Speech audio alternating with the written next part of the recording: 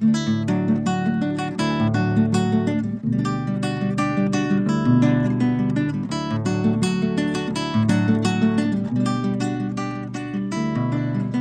semana passada nós falamos sobre João capítulo 4, aquela parte daquela conversa, daquele diálogo conhecido entre Jesus e a mulher samaritana, mas nós focamos especificamente nos versículos onde Jesus fala sobre adoração.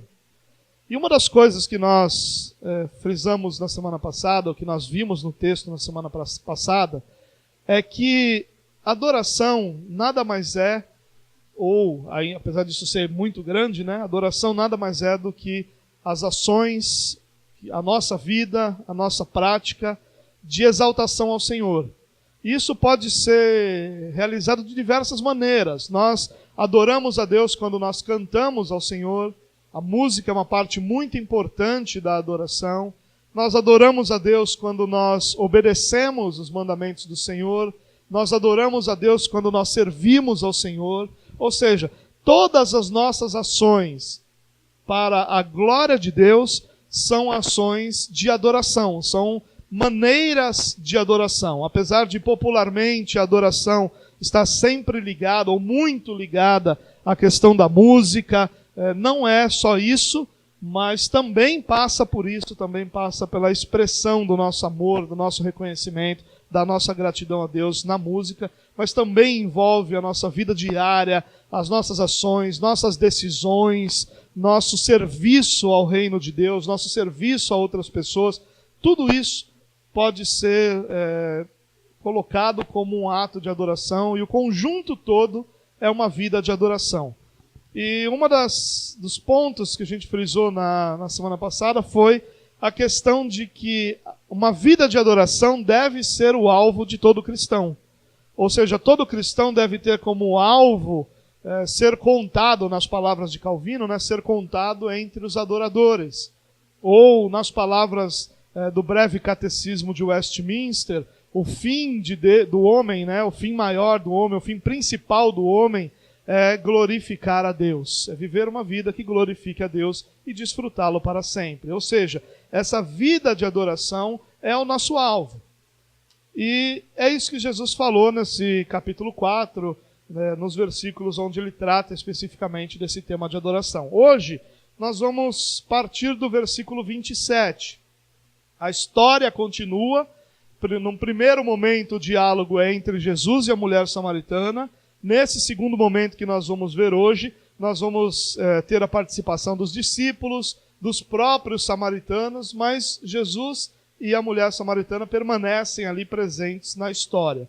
Mas a conexão desse texto com o que eu acabei de dizer, que é com relação à adoração, é exatamente o fato de que nesse texto nós vamos encontrar muitas lições. Inclusive, não é uma qualidade minha, né, dar bons nomes ou bons títulos para as mensagens, mas essa mensagem eu gostaria de dar um título a ela, né? Não é um belo título, mas especifica um pouco do que eu quero falar. Eu chamaria essa mensagem de lições para aqueles que querem servir a Deus.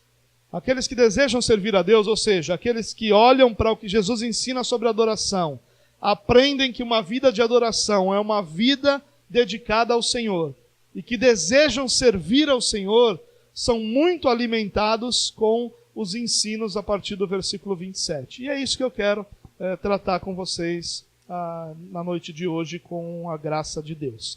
Versículo 27, se a gente puder ler, nós vamos até o versículo 42. Diz assim o texto, naquele momento, e só um parêntese aqui, né? Um momento em que Jesus se revela à mulher samaritana, diz para ela que ele era o Messias, ou seja, naquele momento em que Jesus está dizendo aquilo que está escrito no versículo 26, que ele é o Messias, então naquele momento, os seus discípulos voltaram e ficaram surpresos ao encontrá-lo conversando com uma mulher. Mas ninguém perguntou, o que queres saber? Ou, por que estás conversando com ela? Então, deixando o seu cântaro, a mulher voltou à cidade e disse ao povo, venham ver um homem que me disse tudo o que tenho feito. Será que ele não é o Cristo? Então saíram da cidade e foram para onde ele estava. Enquanto isso, os discípulos insistiam com ele: Mestre, come alguma coisa. Mas ele lhes disse: Eu tenho algo para comer que vocês não conhecem. Então seus discípulos disseram uns aos outros: Será que alguém trouxe comida? Ou alguém lhe trouxe comida? E disse Jesus: A minha comida é fazer a vontade daquele que me enviou e concluir a sua obra. Vocês não dizem: daqui a 4 meses haverá colheita? Eu lhes digo: abram os olhos e vejam os campos, eles estão maduros para a colheita. Aquele que colhe e recebe o seu salário e colhe fruto para a vida eterna. Aliás, aquele que colhe já recebe o seu salário e colhe fruto para a vida eterna, de forma que se alegram juntos o que semeia e o que colhe. Assim é verdadeiro o ditado: um semeia e o outro colhe. Eu os enviei para colherem o que vocês não cultivaram. Outros realizaram o trabalho árduo e vocês vieram a usufruir do trabalho deles. Muitos samaritanos daquela cidade creram nele por causa do seguinte testemunho dado pela mulher: ele me disse tudo o que tenho feito. Assim, quando se aproximaram dele, os samaritanos insistiram que ele ficasse com eles, e ele ficou 2 dias. E por causa da sua palavra, muitos outros creram. E disseram à mulher: Agora cremos não somente por causa do que você disse, pois nós mesmos o ouvimos e sabemos que este é realmente o Salvador do mundo. Como eu disse, esse texto mostra a continuação, dessa história, onde começa com o diálogo de Jesus e a mulher samaritana, mas aqui outros personagens são envolvidos. Os próprios samaritanos, os discípulos. Nós temos um discurso de Jesus para os discípulos, agora não só para a mulher samaritana, mas um discurso de Jesus para os discípulos. E nós poderíamos, uma das formas da gente olhar esse texto, era tentar olhar o papel de cada um dentro dessa história, o que os discípulos nos ensinam ou fizeram, o que Jesus nos ensina, o que os samaritanos nos ensinam, o que essa mulher nos ensina. Mas, ao contrário disso, eu gostaria de juntar toda essa história e extrair dela algumas lições, como eu disse, lições para aqueles que desejam servir a Deus. E se o teu coração foi tocado pela palavra que Jesus falou àquela mulher quando ele fala sobre ser verdadeiro adorador, ou sobre os verdadeiros adoradores, ou sobre uma vida de adoração, eu tenho certeza que o desejo do teu coração é servir a Deus. E muitas vezes nós queremos servir a Deus e temos uma série de dificuldades para fazer isso, e principalmente hoje, irmãos, e isso é um ponto que eu gostaria que você guardasse no teu coração. Uma das grandes dificuldades do nosso coração hoje, ou da nossa vida hoje, não é saber o que precisa ser feito. Uma das grandes dificuldades que nós temos hoje é a influência de uma sociedade, e a sociedade que nós temos é uma sociedade secular, secularizada. E a igreja da nossa geração é uma igreja secularizada. E nós temos essa influência desse ambiente secularizado, esse ambiente onde o espiritual ou a espiritualidade vai perdendo força, onde a espiritualidade vai perdendo importância, onde a espiritualidade vai deixando de fazer parte do núcleo da vida da pessoa, ali, do fundamento da vida da pessoa, e passa a ser um momento como tantos outros momentos de entretenimento são. Então essa é a nossa grande dificuldade em servir a Deus. Não é saber o que fazer, nós sabemos o que fazer. A nossa grande dificuldade é que o ambiente que nós vivemos, em todos os aspectos, de família, de trabalho e da própria igreja, são ambientes secularizados. E esse ambiente secularizado nos seculariza. Ao invés de transformarmos o ambiente, nós temos sido transformados pelo ambiente. E isso é algo que se reflete não só na nossa igreja, mas se reflete na igreja evangélica de uma forma geral. Então, qual é a minha intenção essa noite? Compartilhar com vocês, como eu disse, algumas lições para aqueles que desejam servir a Deus. olhando para todos os aspectos desse texto. Eu quero falar de lições que eu aprendo com a mulher, com Jesus, com os samaritanos, com os discípulos. Todos eles têm algo a nos ensinar para que nós possamos servir a Deus, alcançar o grande objetivo da nossa vida, que é glorificar a Deus, e vencermos essa realidade de um ambiente secularizado que nós temos ao nosso redor. Que Deus nos ajude nessa nossa jornada aí. Então vamos dar uma olhadinha. No versículo 27, o texto diz assim, ó: naquele momento, os seus discípulos voltaram e ficaram surpresos ao encontrá-lo conversando com uma mulher. Mas ninguém perguntou: que queres saber? Ou por que está conversando com ela? O fato deles terem ficado surpresos é perfeitamente compreensível. Eu já expliquei a vocês em mensagens anteriores que o relacionamento dos judeus com os samaritanos, que eram ambos os povos da mesma origem, apesar dos samaritanos terem casado e constituído família com outros povos, mas eles tinham todos a mesma raiz, todos eles eram basicamente descendentes de Abraão, de Isaac, de Jacó, e por aí vai, cada um a partir de Jacó, os seus filhos, cada um de uma linhagem, mas todos eles da origem principal, que era Abraão. Porém, por causa de uma série de eventos, eles haviam se separado, esses dois povos haviam se separado, mas mais do que isso, haviam separado a sua adoração, haviam separado a sua espiritualidade, haviam separado os seus relacionamentos, e um ódio, uma animosidade cercava o relacionamento desses dois povos. E é interessante que chegava a extremos de não falar com o samaritano, chegava a extremos. João nos mostra aqui um parênteses que ele faz, ele diz que os judeus não comiam nos mesmos pratos que os samaritanos usavam, porque eles queriam se tornar cerimonialmente impuros, ou seja, era uma animosidade misturada com um misticismo, com um preconceito e preconceito ligados a uma série de questões, não só de ordem espiritual, mas de ordem étnica também. Era um problemaço aquilo ali, a ponto de que quando um judeu queria xingar alguém, ele dizia que aquele camarada era um samaritano. Jesus, na mesma frase, dizem para Jesus assim: você é um endemoniado e samaritano. Era a mesma coisa, era quase que sinônimo alguém ser chamado de endemoniado e alguém ser chamado de samaritano.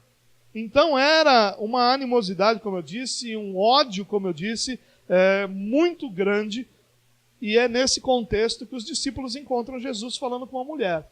Sem contar esse problema, ainda tinha o problema da sociedade de Israel, que era uma sociedade onde um homem não conversava com uma mulher, onde um religioso judeu não conversava nem ao menos com mulheres da sua família sozinhos. Ou seja, ainda tem todo esse ambiente conectado ao gênero, ao machismo da sociedade judaica e a uma série de outros aspectos. E Jesus está falando com essa mulher. Mas o mais interessante é o relato de João dizer assim: mas ninguém perguntou: que queres saber? Ou por que estás conversando com ela? Você consegue se ver numa situação como essa? Você consegue se ver assim também, não perguntando? Você consegue se ver também vendo Jesus? Vamos colocar uma outra situação, vendo Jesus agindo de alguma forma na sua própria vida, diante do que você está vivendo, e confiar nele de forma a que, ao invés de perguntas, você expresse sua fé. Essa é a primeira grande lição que nós aprendemos dos discípulos. Quem quer servir a Deus precisa aprender a confiar em Deus. Nós precisamos aprender a confiar que aquilo que Deus está fazendo vai trazer glória ao seu nome. Nós precisamos aprender a confiar no fato de que a vontade de Deus é boa, perfeita e agradável. A frase é bonita, mas a prática disso não é. Quantas das nossas orações são recheadas de questionamentos? E todo questionamento, irmãos, todo questionamento ligado a Jesus. Por favor, não junte no mesmo bolo. Ninguém está falando sobre questionamento de um modo de governo de igreja, de uma questão administrativa, de uma liderança, até mesmo de um pastor. Todas essas questões naturais precisam ser constantemente questionadas e não há nenhum problema com relação a isso. O foco aqui é outro. O foco é a ação de Deus na nossa vida. E ao invés dessa ação de Deus trazer sobre nós uma confiança de que Deus está agindo, de que a sua vontade é boa, perfeita e agradável, e de que Ele fará o melhor para nós e que trará glória ao seu nome, nem sempre é a nossa postura. A nossa postura está muito cheia de questionamentos. A nossa geração é uma geração que aprendeu a questionar, e isso é fantástico. Uma geração que aprendeu a se perguntar. Essa renovação da fé reformada no Brasil é fruto dessa geração que aprendeu a questionar. Nós começamos a questionar por que é assim, por que é desse jeito, por que a tradição está sendo superior à Bíblia, por que o que a igreja faz tem que ser aceito ao invés do que o que a Bíblia está ensinando. E todo esse questionamento trouxe uma renovação numa fé bíblica. Isso é fantástico. Mas isso é diferente de quando as nossas orações estão repletas de questionamentos sobre a maneira de Deus agir. Porque isso traz consigo uma expressão de falta de fé, porque nós realmente não confiamos que Deus está agindo de forma que seu nome seja glorificado e de que nós sejamos abençoados. E ao mesmo tempo demonstra uma compreensão muito grande, um orgulho até muito grande de que nós deveríamos estar vivendo outro momento. Todos nós, ou grande parte de nós, gostaria de estar vivendo um outro momento. Em alguma área da nossa vida, todos nós. Você não gostaria de estar vivendo um outro momento na sua vida financeira? Você não gostaria de estar vivendo um outro momento na sua vida profissional? Você não gostaria de estar vivendo um outro momento na sua família? Você não gostaria de estar vivendo um outro momento na sua espiritualidade? Em alguma dessas áreas, todos nós gostaríamos de estar vivendo um outro momento.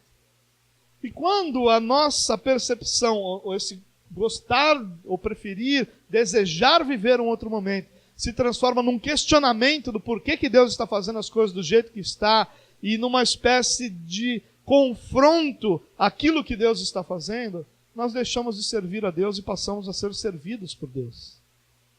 Aquele que deseja servir a Deus, ele precisa aprender a confiar em Deus. Ele precisa aprender a descansar na graça de Deus. Ele precisa aprender a descansar nos atos, nos feitos poderosos do Senhor. Ele precisa aprender a descansar na soberania de Deus que governa todas as coisas para a sua glória. Se nós não aprendemos a descansar nas ações de Deus, nós não seremos capazes de servir a Deus de forma que Deus seja glorificado. Nós estaremos em busca de sermos servidos por Deus. Porque esse nosso questionamento normalmente traz por trás, dizendo: Senhor, olha o momento financeiro que eu estou vivendo, eu deveria estar vivendo outro por causa disso, disso e disso.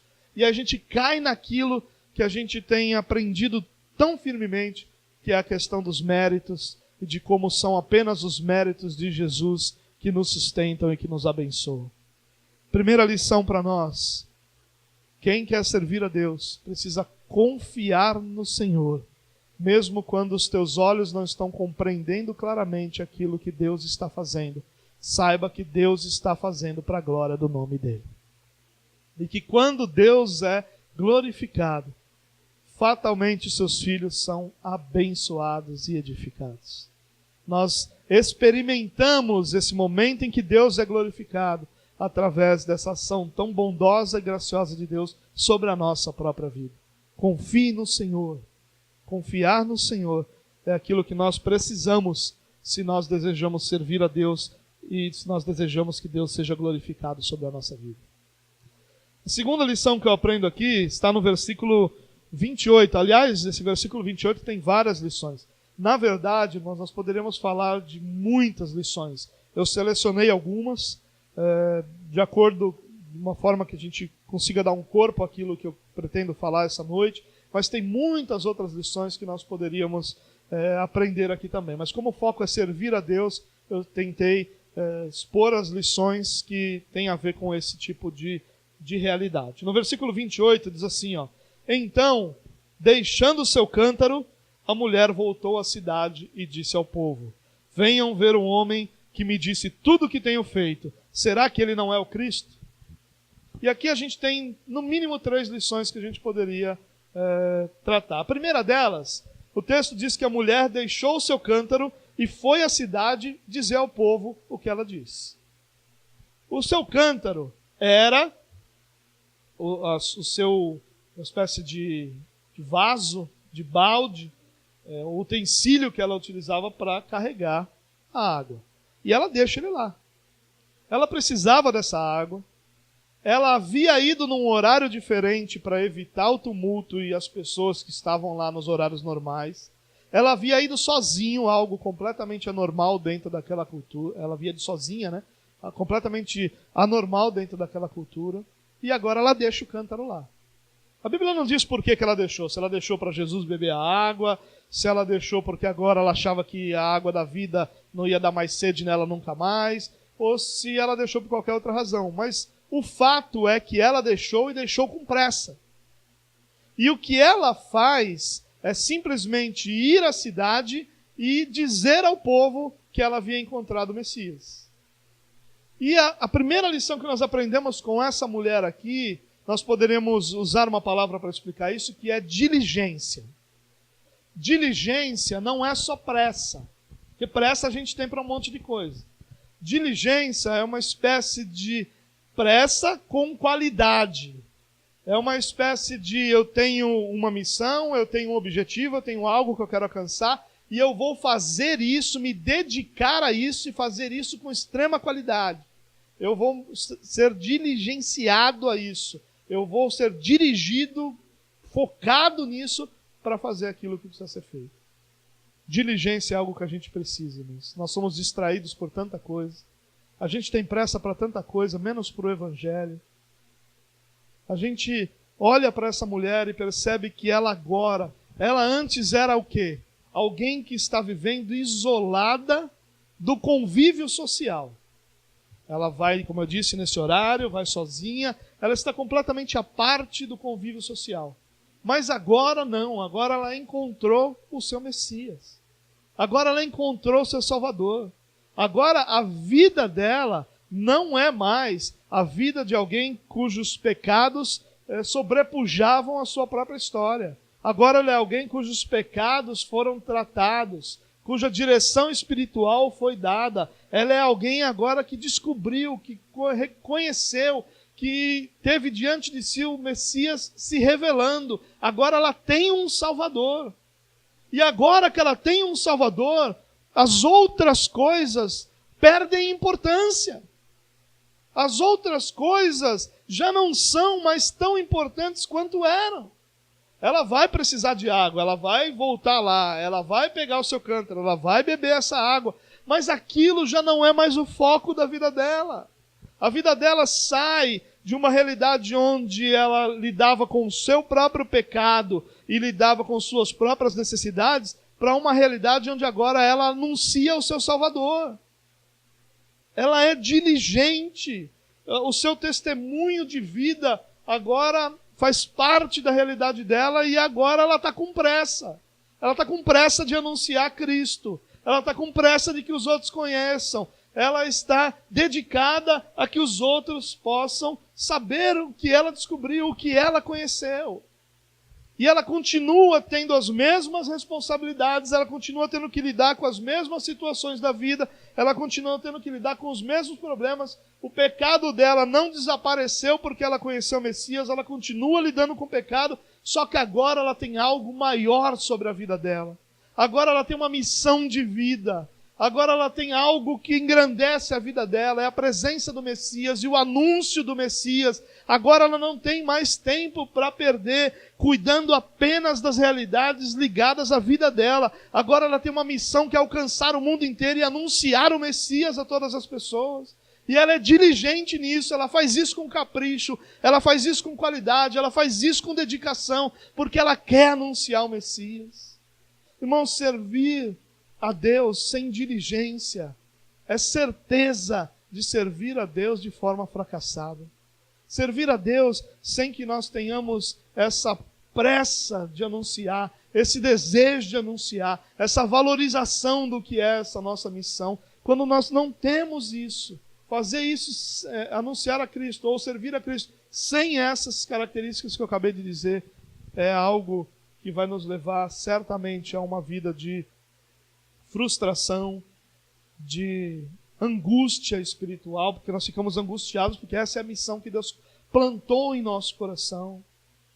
Ser um missionário não é um chamado, irmãos. Onde está escrito na Bíblia que ser um missionário é um chamado? O que é um chamado é você ser alguém para uma obra específica em determinado lugar. Isso é um chamado. Mas anunciar a Cristo, que é a característica principal de ser um missionário, isso foi dado a todos os cristãos.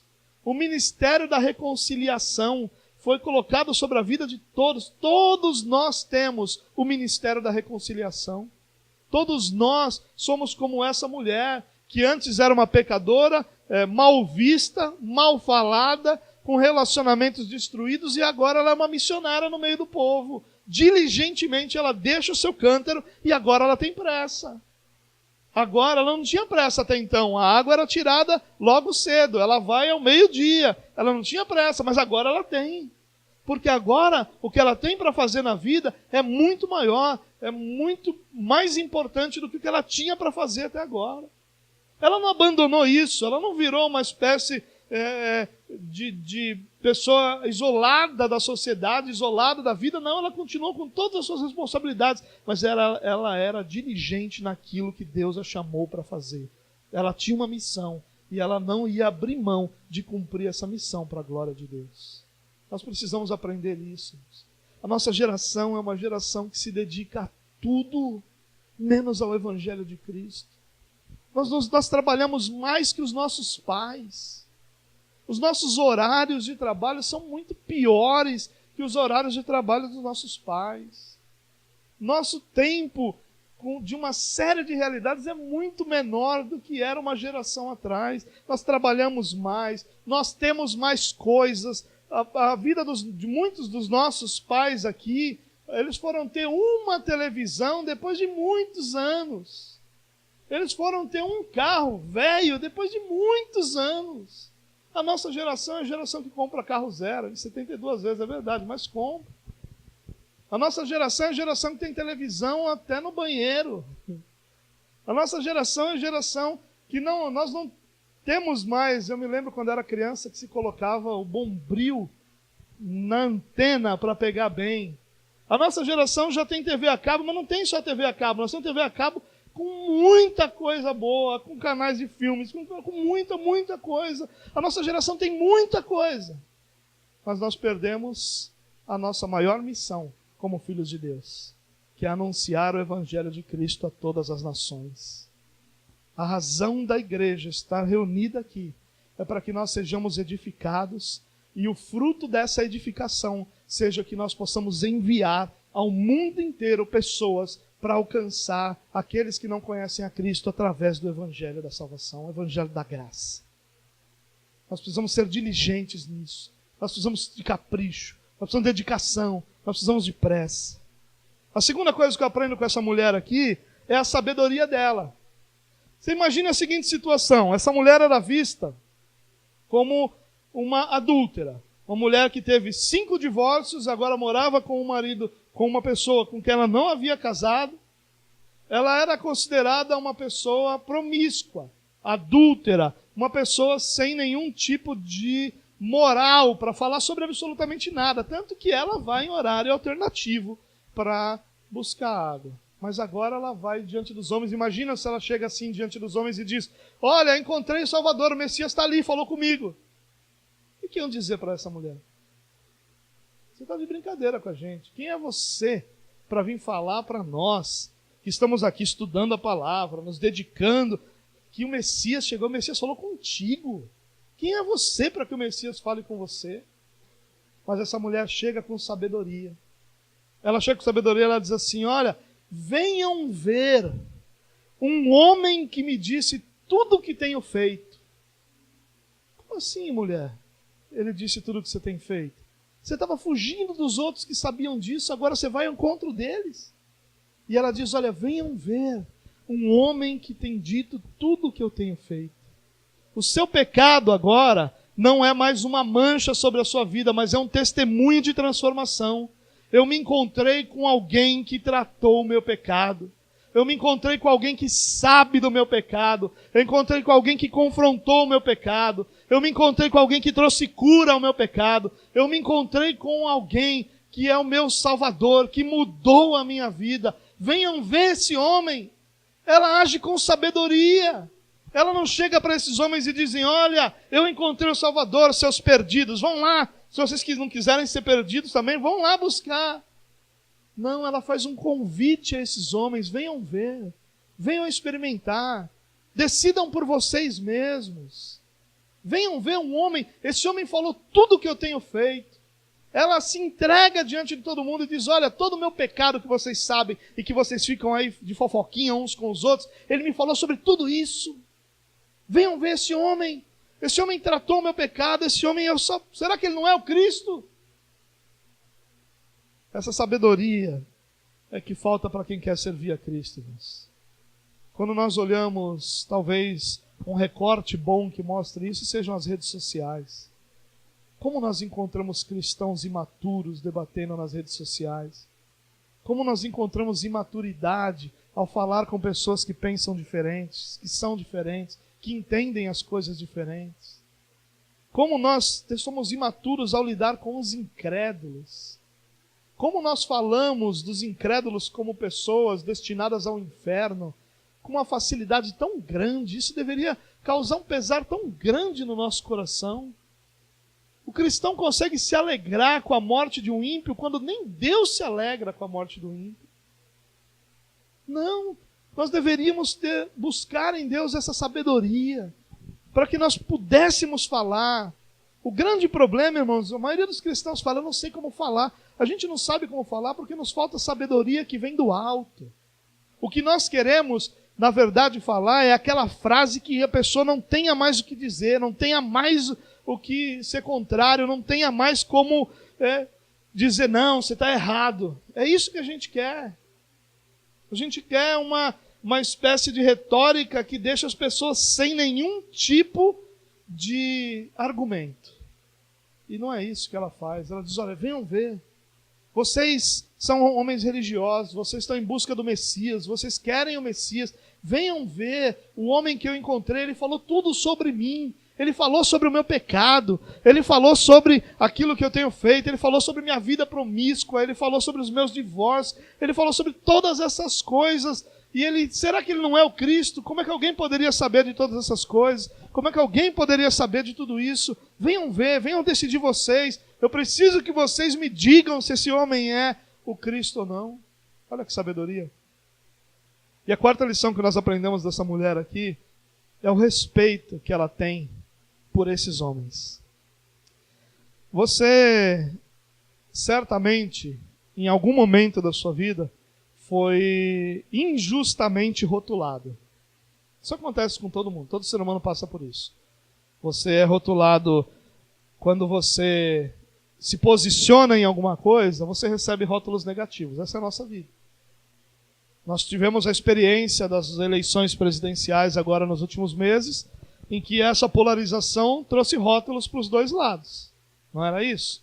Então quem foi por um lado foi rotulado e quem tinha outro lado teve outro rótulo.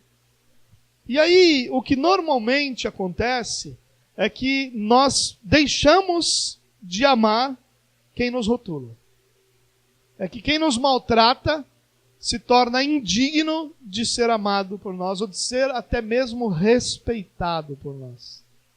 O que essa mulher recebeu desses homens da cidade, e um detalhe interessante aqui, né? Quando essa mulher vai para a cidade, para onde ela vai? As cidades daquela época tinham uma espécie de... E as cidades do interior ainda mantêm muito isso. Uma praça principal na cidade, que é uma espécie de praça central. Tem muitas cidades que eu fui na minha vida que a praça era o único lugar que a cidade tinha. Não tinha mais nada, só tem aquela praça, né? E aí umas ruazinhas em volta e tal, a cidade vai se expandindo. Mas aquela praça acaba sendo o lugar central ali da cidade.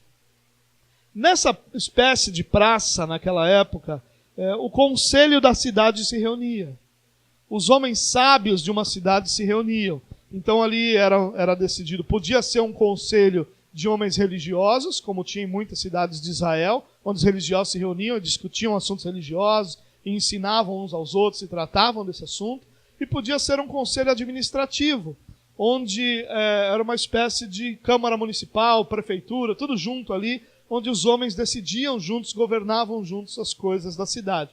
É nesse lugar que essa mulher vai. Não sabemos se encontrou um conselho religioso, um conselho administrativo, ou os dois, mas ela encontra homens que fazem parte da vida da cidade, que fazem parte da vida daquele vilarejo, daquelas pessoas. E imagine esses homens que sabem de tudo sobre a cidade, como não rotularam essa mulher. Imagine quantas vezes essa mulher ela é tratada como uma pessoa desqualificada, para dizer o mínimo, por esses homens. E qual seria a nossa postura diante de situações assim? Nós perdemos o respeito. Nós temos visto muitos cristãos perdendo o respeito por pessoas que se opõem ao Evangelho. E nós então passamos a tratar essas pessoas com desdém, com uma espécie de superioridade espiritual que não existe, e nós acabamos maltratando essas pessoas por falta de respeito. Essa mulher não faz isso.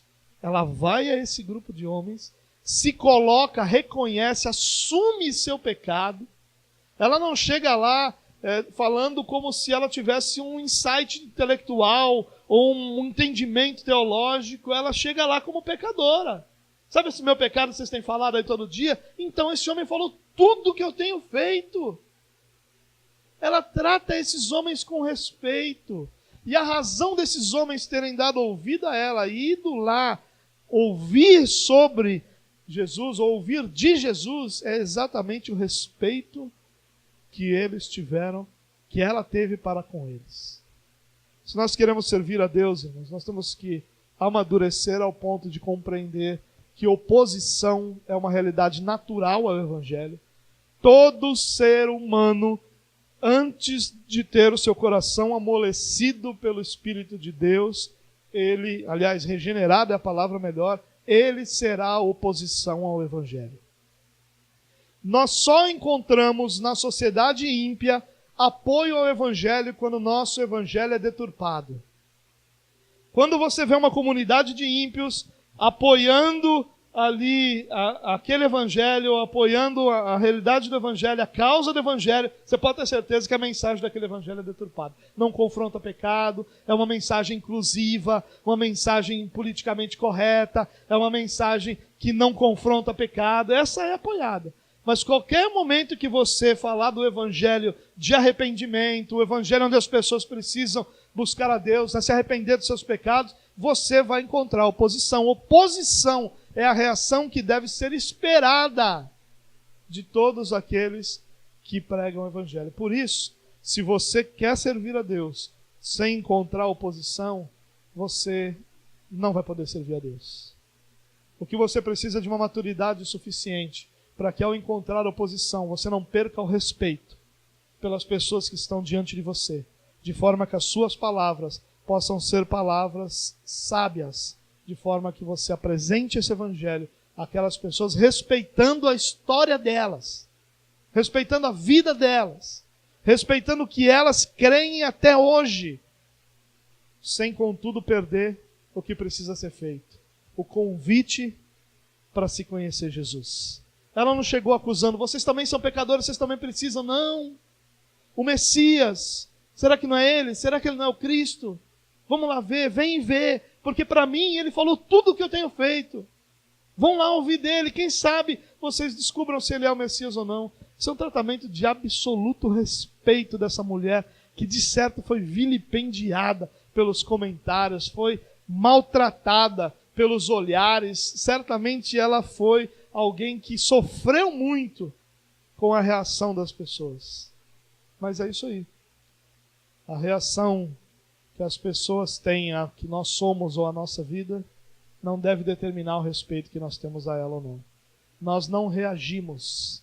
Nós vivemos baseados no fundamento que é o Evangelho de Jesus Cristo. As nossas ações não são reações à vida das pessoas. Nós temos as nossas ações baseadas naquilo que nós cremos. Por isso que Paulo diz que nós não andamos por aquilo que nós vemos, mas nós andamos por aquilo que nós cremos. Então não é o que nós vemos que determina as nossas ações, mas o que nós cremos, que nos direciona e que baseia cada uma das nossas ações. Seguindo adiante, aqui no versículo 31, olha o que o texto diz. Enquanto isso, os discípulos insistiam com ele: Mestre, come alguma coisa. Mas ele lhes disse: Tenho algo para comer que vocês não conhecem. Jesus sempre falando dessa forma enigmática, né? Eu tenho algo para comer que vocês não conhecem. É interessante que João sempre coloca Jesus falando assim, né? Mas João tem uma intenção com isso, não é ser enigmático, né? A ideia é que nessas frases meio que não tão claras, João está apresentando muitas lições e lições bem profundas. No versículo 33, diz assim: Então os seus discípulos disseram uns aos outros: Será que alguém lhe trouxe comida? E disse Jesus: A minha comida é fazer a vontade daquele que me enviou e concluir a sua obra. Olha que interessante que Jesus usa ali como analogia comida. Porque se tem alguma coisa que a gente precisa na vida, é comida. E a gente gosta de comida, né? E aí, eles estão insistindo com Jesus. Olha que interessante, ó. Os discípulos estão ali preocupados com Jesus, se Jesus está bem servido, preocupados se Jesus está com fome, preocupado se ali está tudo correto. E aí Jesus diz para ele: eu tenho algo para comer que vocês não conhecem. E aí eles ficam: será que alguém trouxe comida para ele? Será que ele tem alguma coisa para comer? Que comida é essa que ele está falando? E ele vai explicar: a minha comida é fazer a vontade daquele que me enviou e concluir a sua obra. Jesus está falando sobre o quê? Jesus está falando sobre foco. Jesus está falando sobre uma vida de serviço a Deus, cujo foco é servir a Deus. Nós somos a geração dos distraídos. Nós não temos foco algum no Evangelho. A nossa geração, o que ela pode receber de rótulo com relação à nossa vida espiritual é uma enormidade. Nós somos a geração gangorra. Sabe o que é a geração gangorra? Tem hora que a gente está lá em cima, a gente está cuspindo fogo, pisando no Satanás, expulsando demônio até onde não tem. Rangeu a porta, a gente expulsa demônio. A gente está lá, fogo saindo de nós. Daqui a pouco a gente está lá embaixo. Porque a igreja é isso, porque a igreja é aquilo, porque eu não sei, porque minha fé, porque é isso, porque é aquilo. E a gente vive nisso. A gente vive nessa gangorra espiritual. Sabe por quê? Porque a gente está toda hora distraído. Nós estamos nos distraindo com tudo na nossa vida. Tudo que nós almejamos alcançar tem se tornado, ao invés de ser uma jornada com Cristo, tem se tornado uma distração de Cristo. Nós encontramos ao longo das Escrituras dezenas de pessoas que conquistaram muito. E nós podemos falar do rei Davi. Olha o que ele alcançou, olha o que ele conquistou. Quando ele é instituído rei, olha quantas guerras, quantas batalhas ele venceu, como ele se tornou rei. O reino dele teve paz no final do seu reino, exatamente pelo fato de ele ter conquistado seus inimigos todos, causou temor nos seus inimigos. Ele era um grande conquistador. Mas no momento em que as suas conquistas se tornaram uma distração, foi quando ele caiu. E é isso que tem sido a nossa grande dificuldade. Nós estamos distraídos. Nós estamos com todas as nossas séries em dia. A única série que não está em dia é a série da nossa leitura bíblica. Essa série nunca está em dia, porque a gente está distraído. Nós mandamos dezenas de mensagens para pessoas todos os dias, mas nós vivemos dizendo que a gente não tem tempo para orar. Nós estamos distraídos. Nosso foco não é reino de Deus. Sabe, irmãos, eu não quero ser saudosista aqui, por favor. Eu acho que uma das grandes qualidades da igreja foi sempre viver a época em que ela estava fazendo parte.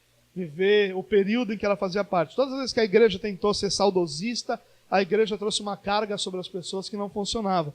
Mas, me lembrando de 15 anos atrás, eu me lembro que as pessoas, quando estavam esperando uma causa na justiça, elas diziam assim para a igreja: orem comigo, porque eu não vejo a hora dessa causa na justiça sair, porque eu quero ajudar a igreja, porque eu quero investir na igreja.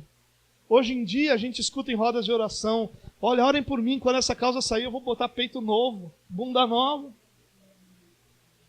É o que a gente ouve. Não, por favor, não, o peito é seu, bunda é sua, você faz com ela, com todo o perdão, você faz com ela o que você quiser, não tem nada de errado nisso. Só que a gente está distraído. A gente está distraído. A gente está distraído com o próximo bem que a gente vai adquirir. A gente está distraído com a próxima conquista que a gente vai ter. E ao invés de fazer disso uma jornada com Cristo, onde nós vamos vendo a mão de Deus nos abençoando, trazendo novos clientes, abrindo portas, trazendo promoção, nos levantando financeiramente ou profissionalmente, ou nos fazendo conhecer alguém que nós amamos, e desse amor sai um casamento, e desse casamento sai uma família. Ao invés da gente viver essa jornada com Cristo, tudo é distração para nós.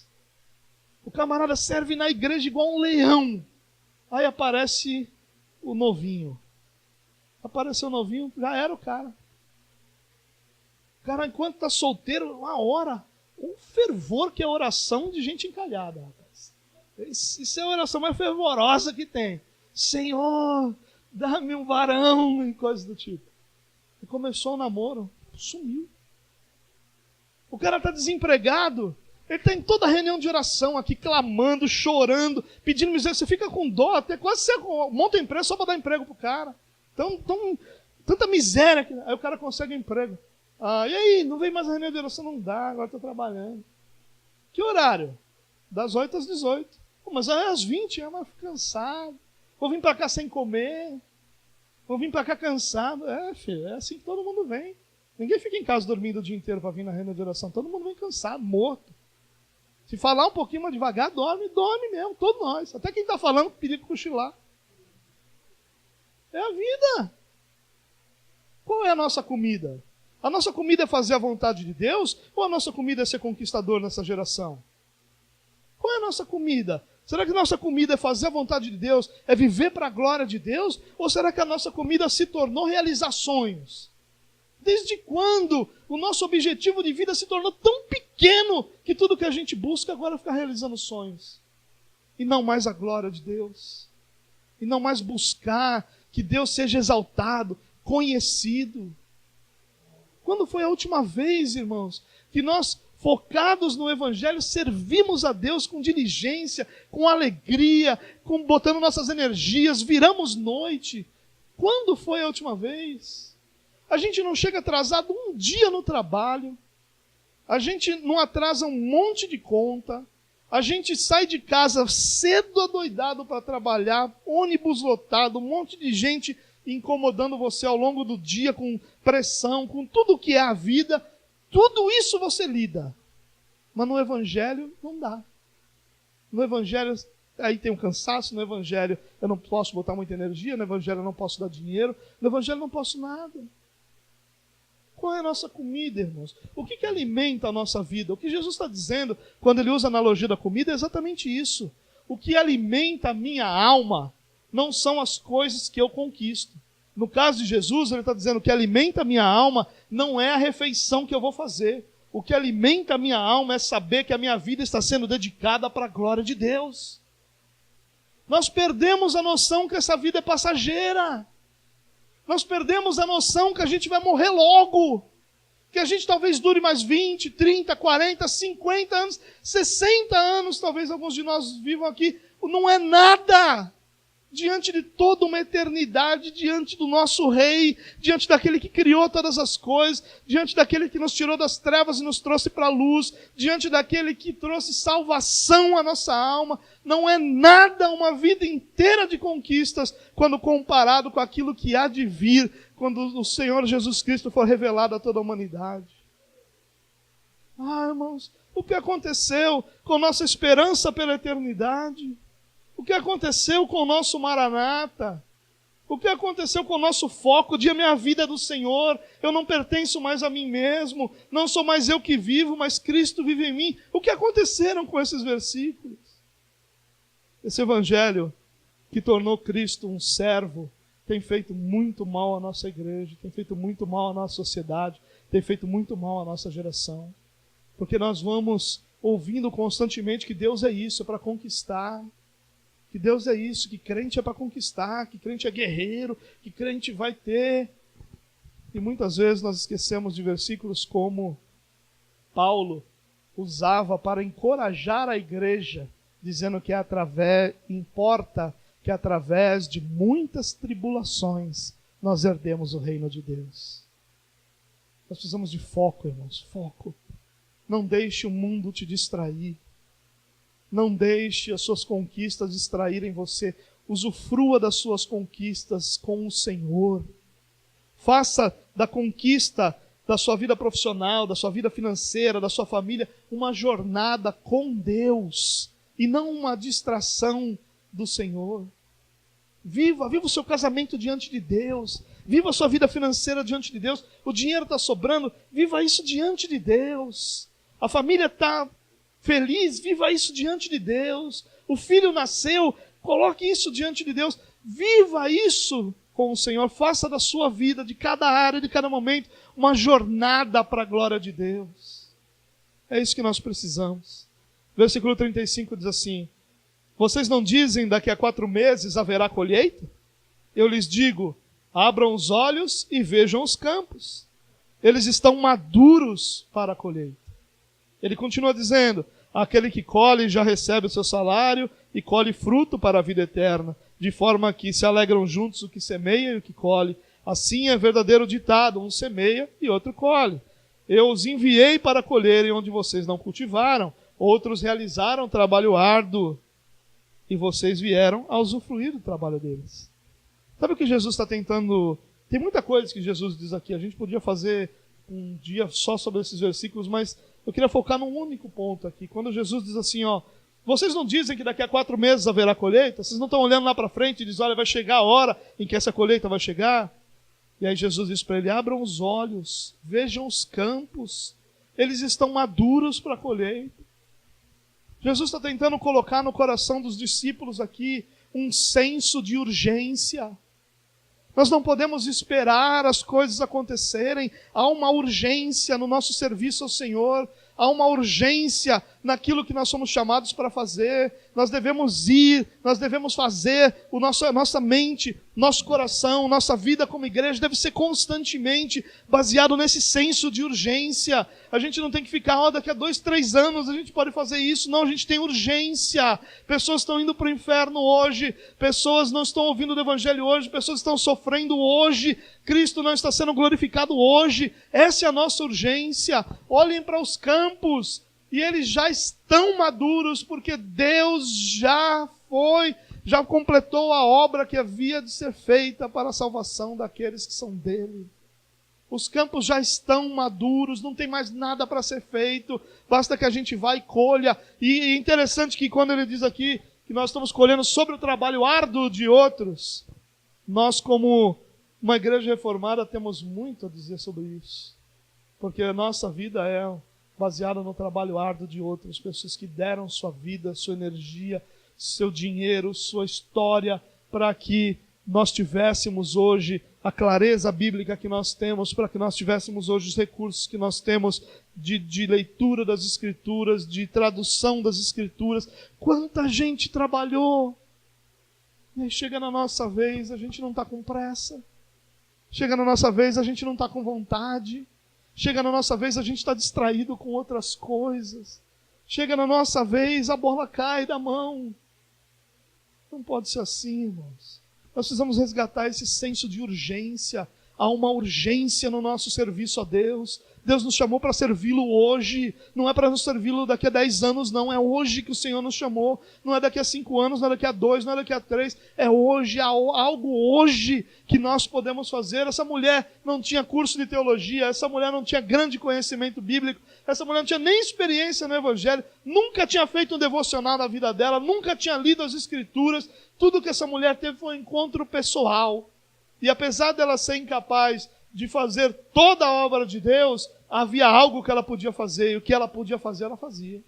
Ela foi lá e anunciou Cristo para aqueles que estavam diante dela. Irmãos, esse senso de urgência está faltando em nosso coração. Nós estamos sempre esperando para quando as coisas melhorarem, para quando eu tiver mais tempo. Você percebeu que tudo no Evangelho é assim? Minha oração é para que eu trabalhe um outro horário. A minha oração é para que o meu salário seja outro. Tomara que você alcance todas essas coisas. Minha oração é para quando os meus filhos crescerem. Sabe, é sempre assim, a gente está sempre no futuro. Deus, conte comigo, mas conte comigo depois que o Senhor fizer tudo aquilo que der um conforto para a minha vida tão grande, que aí sim eu vou te servir. Até parece. Até parece. Quando você tiver dinheiro, você vai viajar, irmão. Você acha que você vai estar aqui no culto, no feriado? Você vai estar viajando. Quando você tiver os teus filhos mais velhos, você acha que você vai estar trabalhando para o Senhor? Não. Teus filhos vão largar os netos no teu colo. É o que vai acontecer. Você acha que quando você crescer profissionalmente, você vai ter mais tempo? Não vai. Você vai ter tão mais responsabilidade que vai te consumir muito mais. E não quero dizer que você deve abandonar essas coisas. Muito pelo contrário. Todas elas são bênçãos de Deus. Quando é que uma carreira profissional não foi bênção de Deus? Sempre foi. Quando é que uma família grande deixou de ser bênção de Deus? Sempre foi. Sempre foi. Quando é que uma vida financeira estabilizada deixou de ser bênção? Sempre foi bênção. O problema é que na nossa mentalidade de que vai chegar um dia que a gente vai estar pronto para trabalhar, nós estamos enganados. Há um senso de urgência. É hoje. É hoje que nós devemos nos comprometer. É hoje que nós devemos dizer, eis-me aqui. Não foi depois. Isaías não falou para ele, Senhor, depois eu vou ver aqui. Se der, eu mando um e-mail, um WhatsApp dizendo, eis-me aqui. Hoje eu vou pensar um pouco. Eis-me aqui. Essa é a resposta do cristão. Quem quer servir a Deus tem o seu coração inundado de um senso de urgência.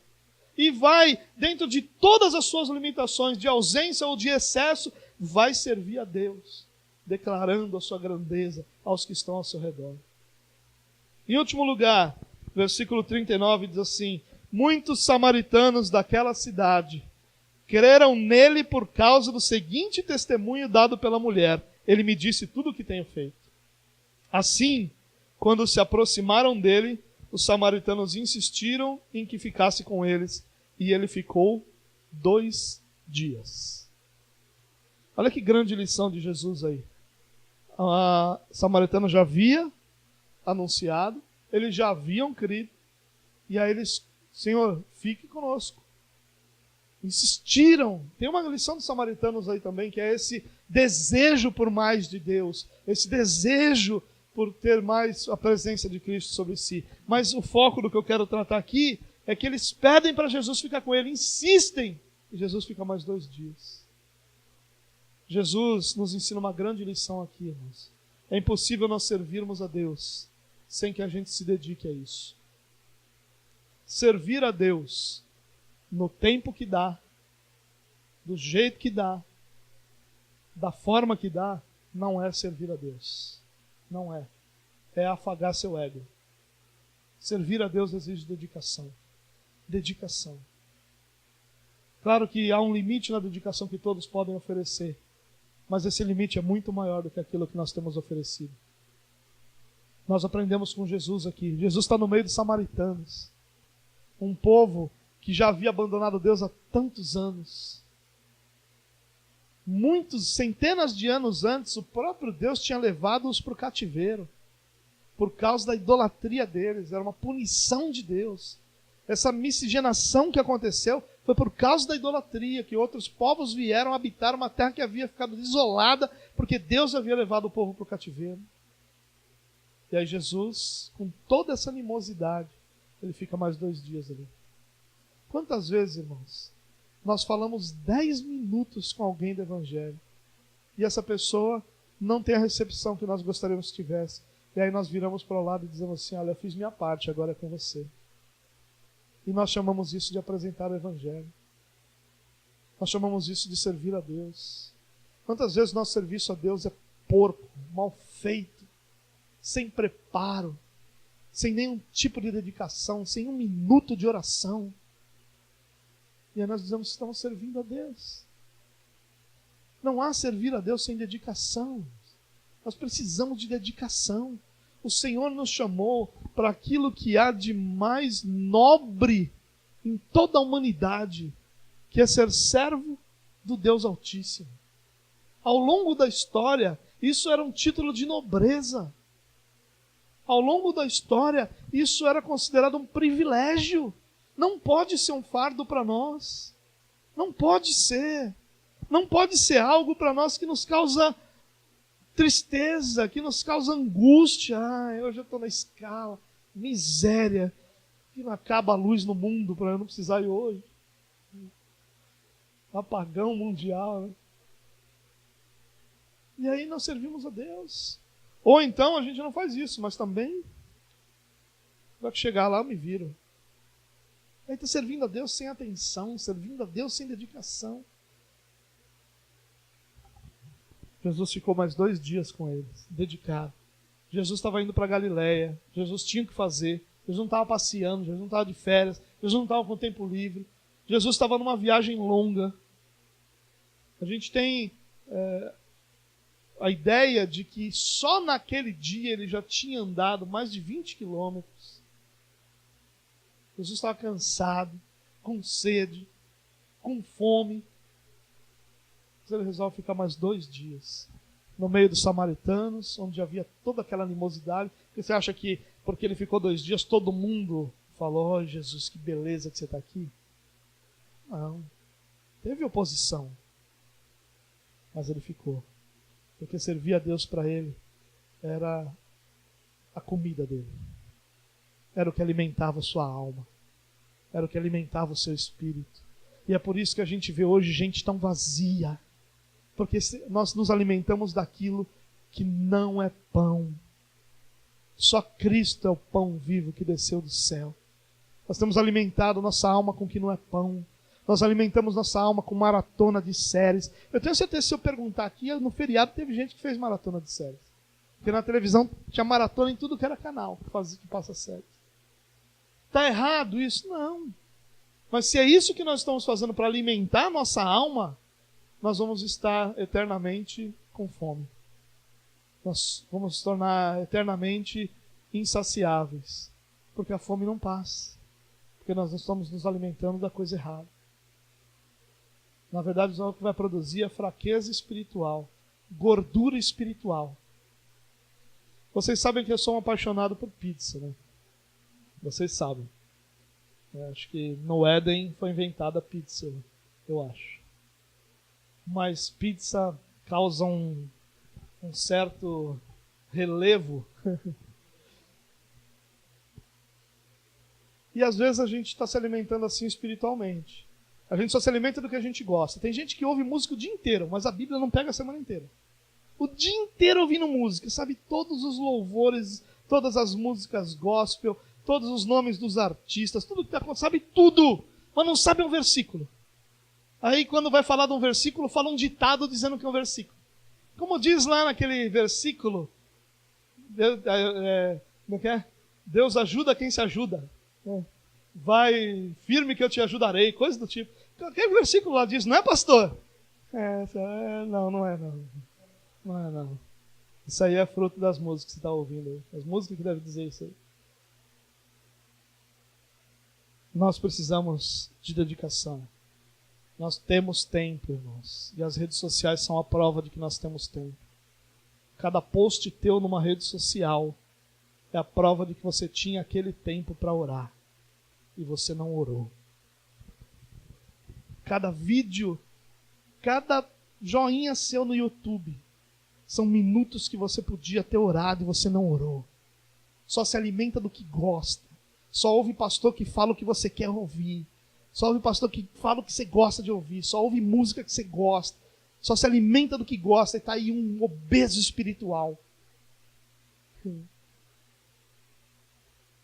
Não é dose, é dose. Para perder depois. Nós temos que nos alimentar daquilo que nos fortalece. O que nos fortalece é Cristo Jesus, o nosso Senhor. Eu quero terminar dizendo, ou lendo com vocês, os 2 últimos versículos. Talvez para você diga, isso é algo que não é para a minha vida, não é isso que eu quero, eu tô em outra vibe, sabe? Eu quero outra coisa, eu tenho outros sonhos, eu vou voar mais alto, eu não quero essa pequenez de uma vida enfurnada na igreja. As pessoas falam hoje sobre passar tempo na igreja como se fosse uma coisa negativa. Como assim? Como assim passar a vida na igreja é uma coisa negativa?